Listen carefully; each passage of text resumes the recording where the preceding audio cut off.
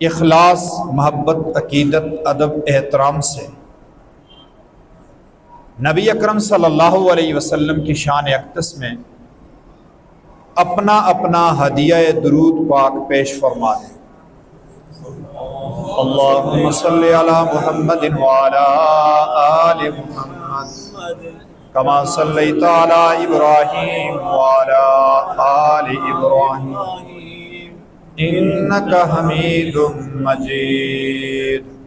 اللہم بارک علی محمد وعلی آل محمد کما بارکت علی ابراہیم وعلی آل ابراہیم انک حمید مجید۔ نگاہ عشق و مستی میں وہی اول وہی آخر، نگاہ عشق و مستی میں وہی اول وہی آخر، وہی قرآن، وہی فرقان، وہی یاسین، وہی طٰہٰ۔ نبی اکرم صلی اللہ علیہ وسلم کی مجلس اور صحبت میں مسلسل رہنے والے صحابہ کرام میں ایک صحابی حضرت ثوبان رضی اللہ تعالیٰ عنہ۔ سیدنا ثوبان رضی اللہ تعالیٰ عنہ رسول اللہ صلی اللہ علیہ وسلم کی مجلس میں حاضر ہوئے تو چہرے پہ غم، پریشانی اور اضطراب کی کیفیت تھی۔ آپ صلی اللہ علیہ وسلم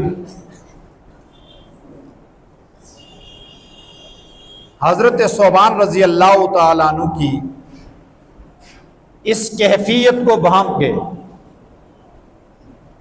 آپ صلی اللہ علیہ وسلم اعلیٰ درجہ کے ماہر نفسیات تھے، دل پہ گزرنے والی کیفیات کو چہروں پہ بھانپ لیتے تھے۔ رسول اللہ صلی اللہ علیہ وسلم نے پوچھ لیا، ثوبان آج کیفیت بدلی ہوئی ہے، چہرے پہ غم اور پریشانی کے آثار ہیں، کس وجہ سے پریشان ہو؟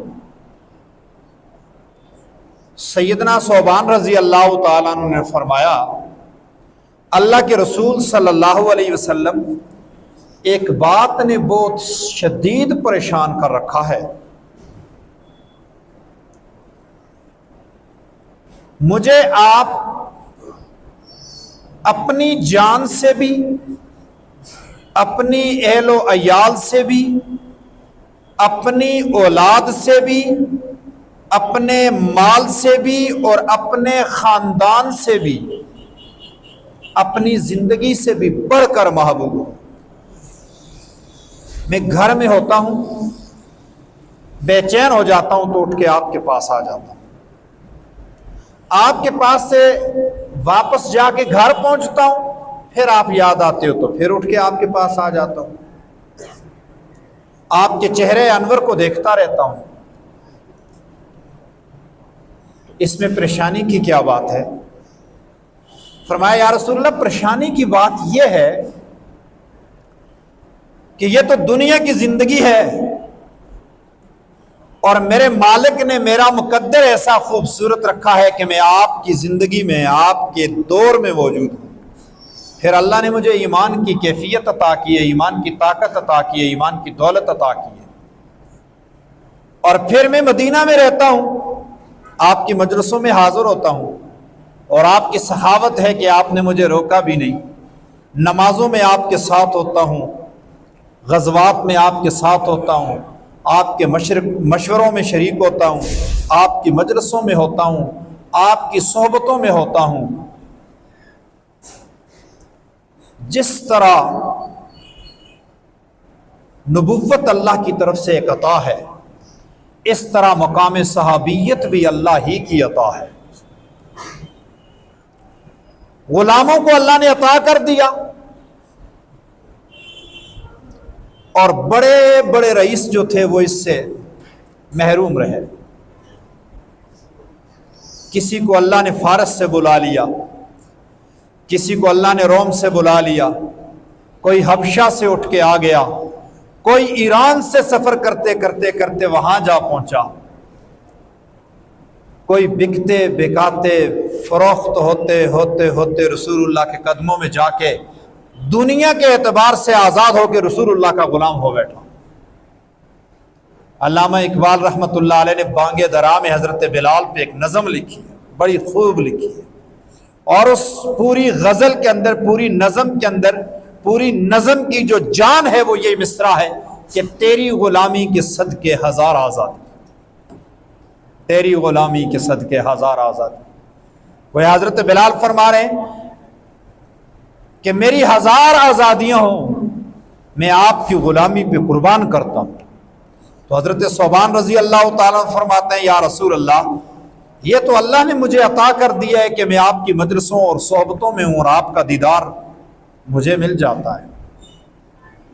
بڑے خوش نصیب ہیں وہ لوگ جنہیں آج رسول اللہ کا بیت اللہ نظر آتا ہے، جو بیت اللہ کا دیدار کر لیتے ہیں، جو رسول اللہ صلی اللہ علیہ وسلم کے مدینہ کا دیدار کرتے ہیں، جو رسول اللہ کی مسجد کا دیدار کرتے ہیں، جو رسول اللہ کے روضہ کا دیدار کرتے ہیں، وہ کتنے خوش نصیب ہیں۔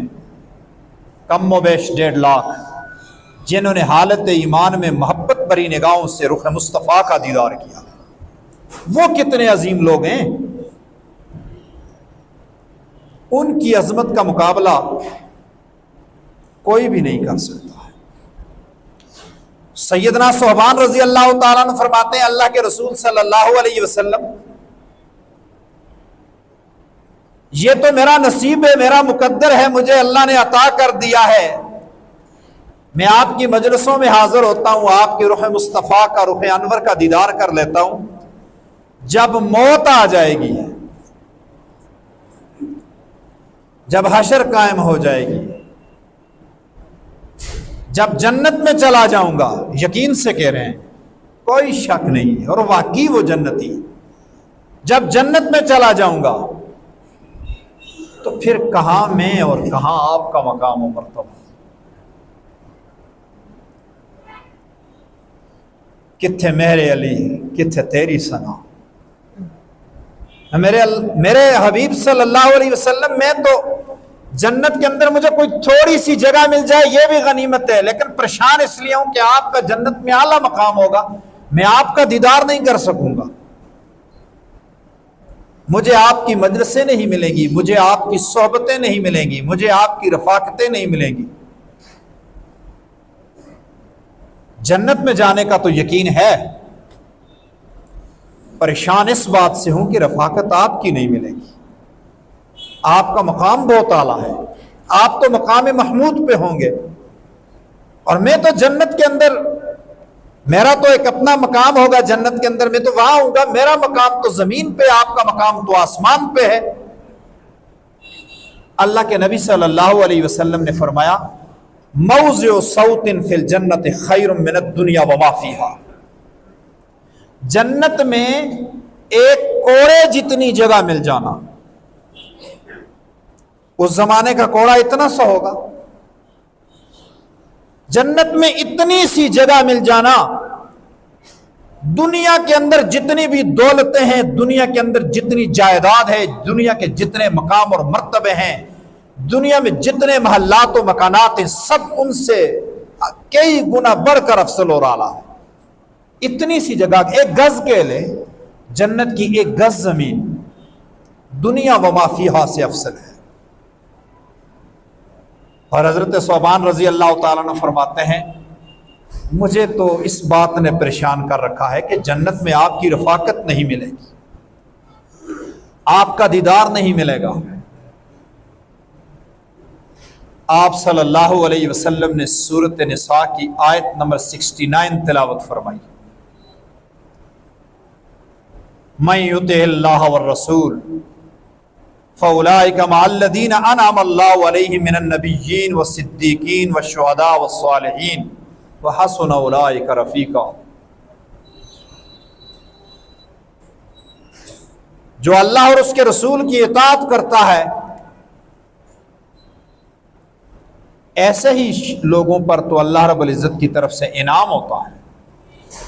اللہ اور اس کے رسول کی اطاعت یہ نعمت ہے بہت بڑی، یہ انعام ہے اللہ کی طرف سے، اور یہی تو وہ لوگ ہیں جن پہ دائمی انعام ہوگا، اور وہ حشر میں نبیوں کے ساتھ ہوں گے، صدیقین کے ساتھ ہوں گے، شہداء کے ساتھ ہوں گے، صالحین کے ساتھ ہوں گے۔ اور یہ ساتھ بڑا ہی پیارا ساتھ ہے، وَحَسُنَ أُولَٰئِكَ رَفِيقًا، یہ ساتھ بہت ہی پیارا ساتھ ہے، یہ صحبت بڑی پیاری ہے، یہ دوستی بڑی پیاری ہے، یہ پڑوس، یہ ہمسائیگی بہت پیارے ہیں۔ حَسُنَ أُولَٰئِكَ رَفِيقًا۔ اس واقعہ سے معلوم ہوا کہ محبت رسول کو اطاعت رسول لازم ہے، اور اطاعت رسول کو رفاقت رسول لازم ہے۔ جو رسول اللہ صلی اللہ علیہ وسلم سے محبت رکھتا ہے وہ رسول اللہ کی اطاعت کرتا ہے، اور جو شخص رسول اللہ صلی اللہ علیہ وسلم کی اطاعت کرتا ہے اسے رسول اللہ صلی اللہ علیہ وسلم کی رفاقت ملتی ہے۔ ایک ہے دنیا کی رفاقت،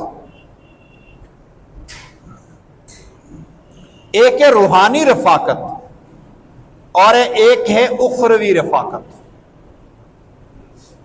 دنیا کی رفاقت صحابہ کو نصیب ہوئی، اہل بیت کو نصیب ہوئی، امہات المومنین کو نصیب ہوئی، جبال العلم، فقہاء، محدثین، بڑے صحابہ اکرام رضوان اللہ علیہ مجمعین، انہیں عطا ہوئی، کاتبین وحی کو عطا ہوئی، اور نبی اکرم صلی اللہ علیہ وسلم کی رفاقت صحابہ اکرام رضوان اللہ علیہ مجمعین کو بہت محبوب ہوا کرتی تھی۔ ایک ایک صحابی کا ایک ایک محبت سے بھرا واقعہ ہے رسول اللہ کی رفاقت کا، رسول اللہ کے پڑوس کا، رسول اللہ کے مدینہ سے محبت کا۔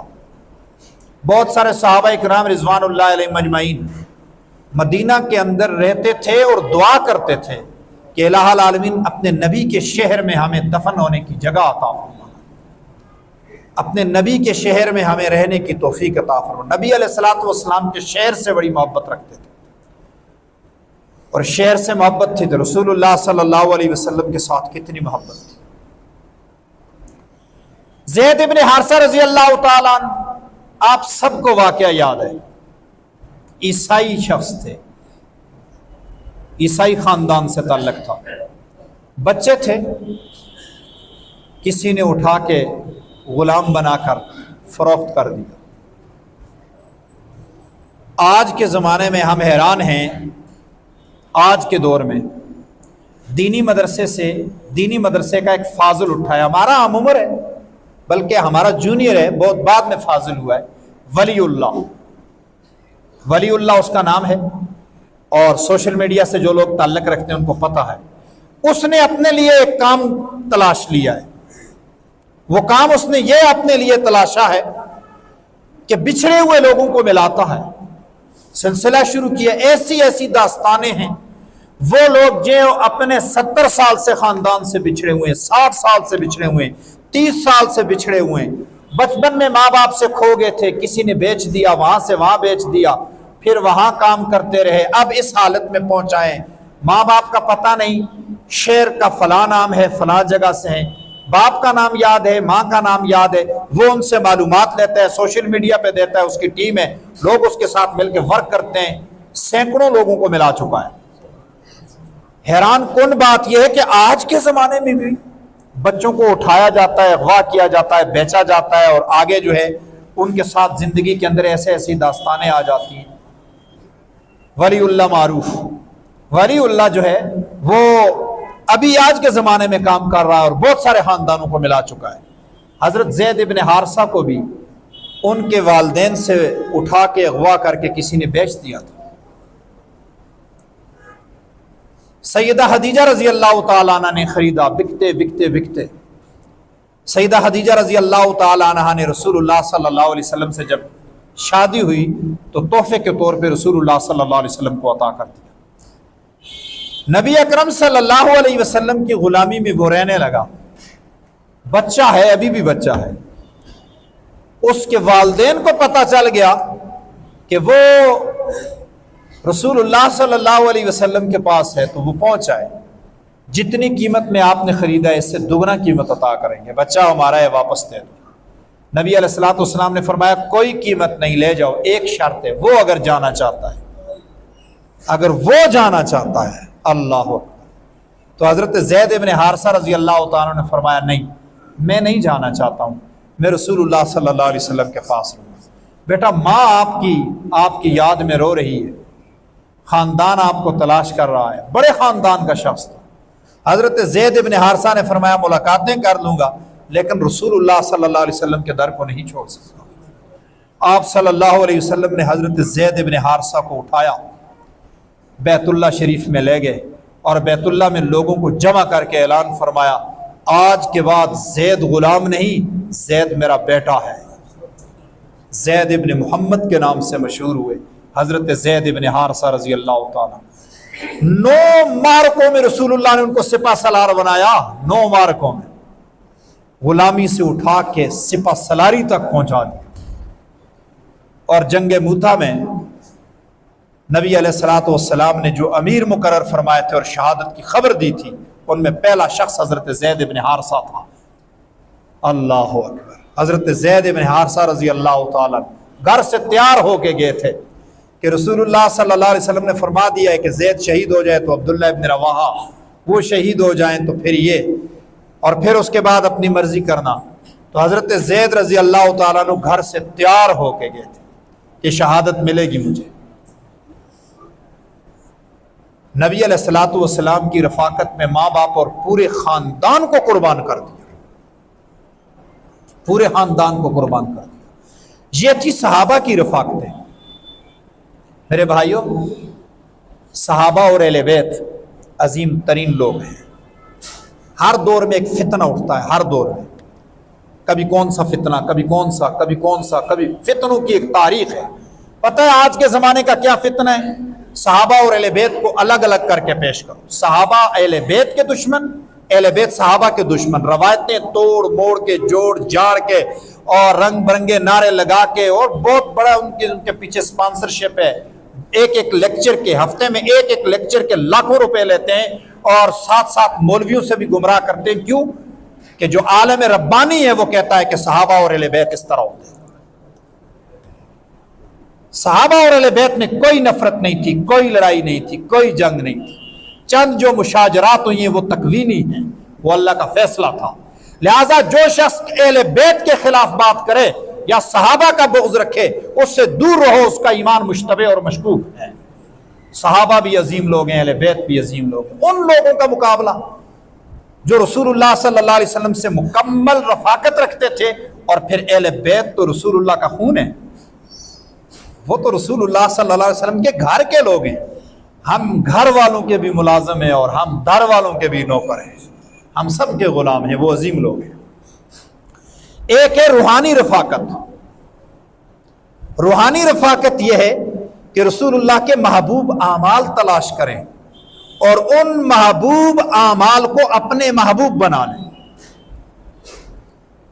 سجدے رسول اللہ کو بڑے محبوب تھے، نمازیں رسول اللہ کو بڑی محبوب تھی، روزوں سے رسول اللہ کا بڑا پیار تھا، جہاد رسول اللہ کا محبوب عمل ہے، پسماندہ طبقات کی مدد کرنا یہ رسول اللہ صلی اللہ علیہ وسلم کا محبوب عمل ہے۔ نبی اکرم صلی اللہ علیہ وسلم نے حضرت ربیعہ رضی اللہ تعالیٰ عنہ سے فرمایا تھا میری جنت میں رفاقت چاہتے ہو بکثرت السجود، سجدوں کی کثرت کرو۔ آپ صلی اللہ علیہ وسلم نے یہ بھی فرمایا کثرت سے میری رفاقت جنت میں چاہتے ہو تو پھر مجھ پہ کثرت سے درود پڑا کرو۔ اخروی رفاقت ایک تو صحابہ کو حاصل ہوگی، نبیوں کو حاصل ہوگی، اہل بیت کو حاصل ہوگی، اور پھر ان لوگوں کو حاصل ہوگی جن کے لیے رسول اللہ صلی اللہ علیہ وسلم نے فرمایا یہ جنت میں میرے رفیق ہوں گے۔ بعض لوگوں کا نام لے کے رسول اللہ نے فرمایا جنت میں میرے رفیق کون ہوں گے۔ آپ صلی اللہ علیہ وسلم نے حضرت عثمان کا نام لے کے فرمایا تھا یہ جنت میں میرا رفیق ہے، رواہ ترمذی۔ آخری باتیں کرنے لگا ہوں، توجہ سے سننا۔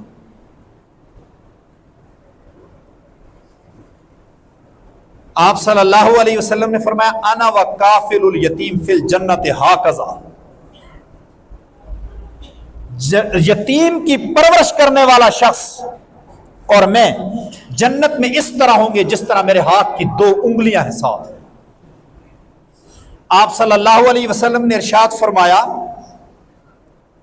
جس شخص نے اپنی 2 بچیوں کی پرورش کی، اپنی 2 بچیوں کی پرورش کی، ان کی تربیت کی، ان کو جوان کیا، پھر ان کی شادی کی، حقوق ادا کیے، وہ جنت میں میرے ساتھ ایسے رہے گا۔ اللہ، بچیاں بوجھ نہیں ہیں۔ بچیوں کو ہم بوجھ سمجھتے ہیں، کسی کی 3 بچیاں ہو جائیں، 4 بچیاں ہو جائیں تو بیوی سہم جاتی ہے کہ شوہر کہیں غصے میں طلاق نہ دے دے۔ معاشرے میں ہزاروں کیس ایسے آ رہے ہیں کہ تیسری بیٹی ہونے پہ، چوتھی بیٹی ہونے پہ طلاق مل گئی۔ اللہ کے حبیب صلی اللہ علیہ وسلم کو دیکھیں، بعض صحابہ نے سوال بھی کیا، کسی کی 3 ہوں، 4 ہوں، 1 ہوں، آپ نے سب کے لیے فرمایا جس نے بیٹی کو پالا، اس کی پرورش کی، اس کی تربیت کی، اس کی شادی کی، وہ جنت میں میرا رفیق ہوگا۔ اپنی اولاد کی صحیح پرورش پہ بھی اللہ تعالیٰ جنت عطا فرما دیتے ہیں۔ سیدہ عائشہ رضی اللہ تعالیٰ عنہ فرماتی ہیں، میرے پاس 3 کھجوریں تھیں، ایک عورت آئی، اس نے 2 بیٹیاں اٹھائی ہوئی ہیں، 2 بیٹیاں عورت نے اٹھائی ہوئی ہیں، معلوم ہوتا ہے بیوہ ہوگی، 2 بیٹیاں اٹھائی ہوئی ہیں۔ سوال کر دیا رسول اللہ کے گھرانے پر، کچھ ہے کھانے کو تو دے دیں، میرے پاس 3 ہی کھجوریں تھی۔ یہ تو رسول اللہ کا گھرانہ تھا نا، لاکھ درہم آئے، غریبوں پہ تقسیم کر دیے، روزے سے تھے افطاری پانی سے کر دی۔ کون مثال پیش کرتا ہے رسول اللہ کے گھرانے کی؟ سیدہ عائشہ رضی اللہ تعالیٰ عنہ فرماتی ہے 3 ہی کھجور تھے، میں نے دے دی اس کو، 1 کھجور ایک بیٹی کو دیا، 1 دوسری بیٹی کو دیا، تیسرا کھجور منہ میں لے کے منہ سے دانتوں سے الگ کیا، اس کو دانتوں سے الگ کر کے 1 کھجور پھر ایک بیٹی کو دے دیا، اور 1 کھجور کا ایسا پھر دوسری بیٹی کو دے دیا، اور خود گٹلی جو ہے وہ منہ میں گھما گھما کے پھینک دی۔ نبی علیہ الصلوۃ والسلام نے یہ بات سنی اور فرمایا وجبت لها الجنہ، اس عورت کے لیے جنت لازم ہو چکی ہے۔ اللہ رب العزت ہمیں رسول اللہ کی رفاقتیں عطا فرمائے۔ حضرت عبداللہ ابن مسعود یہ دعا کیا کرتے تھے، اللہ جو نعمتیں مجھے دی ہیں ہمیشہ عطا کرتے رہنا، میری نعمتوں کو چھیننا نہیں۔ عبداللہ ابن مسعود کی دعا ہے، یا اللہ جو نعمتیں مجھے دی ہیں مجھ سے نعمتوں کو چھیننا نہیں، یا اللہ میری آنکھوں کو ٹھنڈی رکھنا، مطلب یا اللہ مجھے خوشیاں دیتے رہنا۔ نمبر 3، یا اللہ مجھے جنت الفردوس میں رسول اللہ کا ساتھ عطا فرما۔ وما علینا الا البلاغ المبین۔